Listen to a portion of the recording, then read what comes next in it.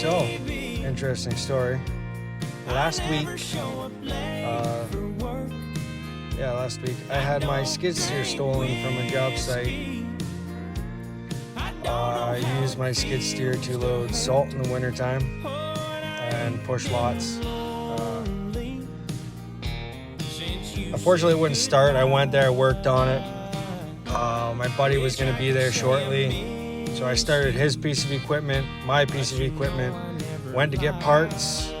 I get a phone call, skid steer's gone. Luckily, we got it back, but there's big changes coming to that skid steer. There's going to be some anti-theft stuff put into it.